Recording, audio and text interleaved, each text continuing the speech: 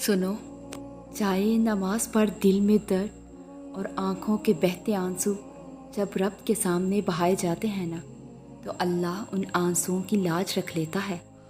अपने बंदे की दुआ रद्द नहीं करता, क्योंकि दुआ जब दिल की गहराइयों से मांगी जाती है तो ऐसा मुमकिन ही नहीं है कि वो रद्द हो, क्योंकि हमारा रब्बुल आलमीन तो सबसे ज़्यादा मोहब्बत करने वाला है और शाहरुख से भी ज़्यादा करीब है। वो इन पुकारों को जानता है जो हमारा नफ्स हमें देता है, और मायूस वो होता है जो अल्लाह पे यकीन नहीं रखता, और महरूम वो होता है जो अल्लाह की दी हुई बेशुमार नेमतों का शुक्र अदा नहीं करता। और इंसान भी कितना अजीब है ना, दुआ के वक़्त समझता है अल्लाह बहुत करीब है, और गुनाह के वक़्त समझता है अल्लाह बहुत दूर है।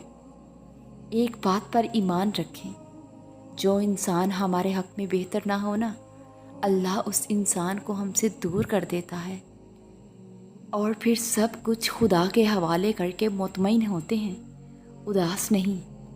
और फिर अल्लाह एक ऐसा दरवाज़ा खोलेगा जिसके बारे में आपने इंतहाई मायूसी से सोचा था कि उसकी कोई चाबी भी नहीं है। क्यों सोचते हो कि अल्लाह वाकिफ़ नहीं तुम्हारे दर्द से? वो तो जो आंसू आप बहा नहीं पाते उसकी वजह भी जानता है। वो कौन कहता है और अंधेरे रास्ते मोजज़ों से रोशन हो जाते हैं। और सुनो, मोजज़े होते हैं, खामोशी के ख्वाब सच हो जाते हैं, और टूटे हुए दिल बिल्कुल नए हो जाते हैं। और ये सिर्फ़ नमाज, दुआ और अल्लाह की मोहब्बत कर सकती है। और मुश्किलें हल हो जाया करती हैं, रास्ते भी निकल आते हैं।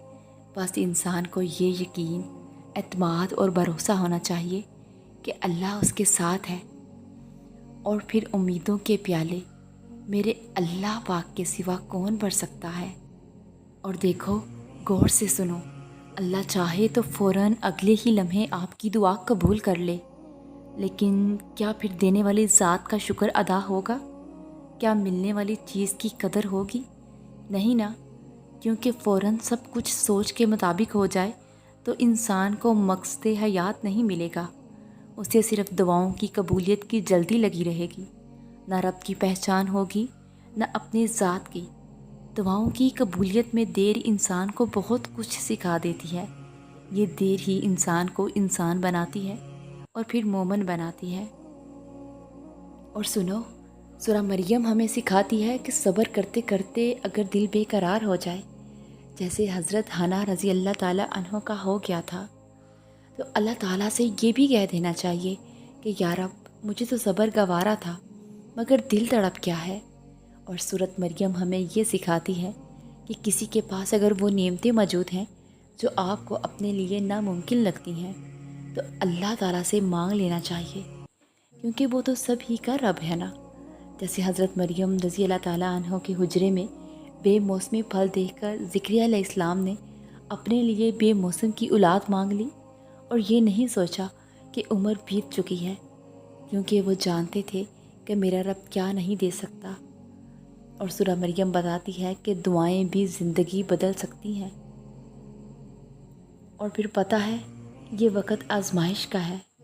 तुम्हारी आंखें रातों को बीकेंगी, दिल 1000 बार टूटेगा, तुम्हारा सब्र आजमाया जाएगा, तुम्हें इम्तिहान में डाला जाएगा, लेकिन ये वक़्त भी गुज़र जाएगा। याद रखो, हर मुश्किल के साथ आसानी है, तो ये मुश्किल बस थोड़ी सी ही बाकी है। और सुनो प्यारो, इम्तिहान के दिन ख़त्म होने वाले हैं, खुशियाँ तुम्हारी मुंतज़िर हैं। और सुनो, कुछ जंगें यकीन की होती हैं, अगर दर्द की लहर से टकरा भी जाओ तो सब्र का पलड़ा भारी रखना। जिसे तुम बेबसी कहते हो ना, वही सब्र की वो हद है जहाँ फ़ैसले तमाम होते हैं। क्या पता आज हिसाब किताब के बाद ही सरखरू कर दिया जाए, अर्श पर तुम्हारी फ़तह की तैयारी की जा रही हो, और क्या पता जिसे तुम मुस्तकिल शिकस्त समझ रहे हो वो जीत की पहली मंजिल हो, और क्या पता तुम्हारी मुस्तकिल दुआएं उसे तुम्हारी तकदीर बदलने पर राज़ी हो, वो दुआओं का रुख कबूलियत की तरफ मोड़ दें। क्योंकि जब उसने कुरान में कह दिया کہ تم مجھے پکارو، میں دعا قبول کرنے والا ہوں۔ تو بس یہ جنگ تو یقین کی ہے، اور وہ اپنے بندوں پر بہت مہربان ہے۔ اور تم جن معجزوں کے انتظار میں ہو نا، وہ تم سے بھی زیادہ بے تابی سے تمہارے انتظار میں ہیں۔ راستے بنا دیے گئے ہیں، اور تمہاری تمام تر دعائیں سنی جا چکی ہیں۔ صبر کا سنہرا صلہ بھی لکھا جا چکا ہے۔ تمہارے آنسوؤں کی تمام تر گنتی کو یاد رکھتے ہوئے خوشیوں سے بھرا باغ بھی تمہارے نام لکھا جا چکا ہے۔ کیونکہ جب بات اللہ پر کیے جانے والے یقین پر آ رکے نا، تو پھر معجزوں کا رونما ہونا ہر حال میں لازم ہو جاتا ہے۔ اور جب اللہ نے کچھ تمہارے دل میں ڈالا ہے تو یقین رکھو نصیب میں بھی وہی ڈالے گا۔ اور یاد رکھو کچھ چیزیں نصیب کا حصہ نہیں بھی ہوتی، پر تمہارا صبر اور تمہارا یقین تمہیں اس منزل تک لے جاتا ہے جہاں کن ہوتا ہے۔ اور اللہ فرماتا ہے تم صبر کی انتہا کر دو، میں معجزوں کی انتہا کر دوں گا۔ اور سنو، تمہارا ٹوٹنا کیوں ضروری تھا؟ یہ بتانے کے لیے کہ اللہ کے سوا تمہارا کوئی نہیں۔ تم جس سے بھی اللہ سے بڑھ کر امید لگاتے ہو نا، اسی کے ہاتھوں توڑے جاتے ہو، کیونکہ قرآن کبھی جھوٹ نہیں کہتا، اور مکڑی کے جالوں سے بھی زیادہ کمزور ہوتے ہیں یہ دنیا کے سہارے۔ بس تمہیں توڑنے کا مقصد تکلیف میں مبتلا کرنا نہیں، بلکہ اپنے رب کی پہچان کروانا ہوتا ہے۔ اور جب تم اپنے رب کی پہچان کر لیتے ہو نا، تب تم اس کی رضا میں راضی رہنا بھی سیکھ لیتے ہو۔ پھر وہ رب اپنی رضا میں راضی رہنے والوں کی رضا بھی کبھی ادھوری نہیں رہنے دیتا۔ بس وقت کو تھوڑا وقت دو، چیزیں واپس اپنی جگہ پر آ ہی جاتی ہیں۔ اور دیکھو، ان منزلوں پر خوش ہو جاؤ جو اللہ نے تمہارے لیے چنی ہیں۔ پھر وہ تمہیں ان منزلوں تک خود ہی لے جائے گا جن تک تم پہنچنا چاہتے ہو۔ تمہارا یقین اور تمہاری دعائیں ہی تمہارا مقدر ہوتی ہیں۔ اور سنو، یہ بھی تو ہو سکتا ہے وہ رب تمہاری دعاؤں پر کن کہنے ہی والا ہو، اپنی بارگاہ میں قبول کرنے ہی والا ہو، تمہیں تمہاری من پسند چیز سے نوازنے ہی والا ہو۔ بس مایوس نہ ہو اور دعا مانگتے رہو، کون جانتا ہے کہ یہی قبولیت کی گھڑی ہو۔ اور جب تمہیں نہ ملنے کا خوف ستانے لگے نا، تو یقین سے دعائیں مانگنا، اور جب صبر نہ آ رہا ہو تو جائے نماز پر بیٹھ کر خوب رو لینا۔ جب ہمت ہار ماننے لگے نا، تب سجدوں میں اس سے ڈھیر ساری باتیں کر لینا۔ اور جب دل کو سکون نہ پہنچ رہا ہو تو تہجد پڑھ لینا۔ جب انتظار کرنا مشکل ہو جائے تو صبر سے اس کے معجزے کا انتظار کرنا، بے شک وہ ہمارے دلوں کا حال جاننے والا ہے۔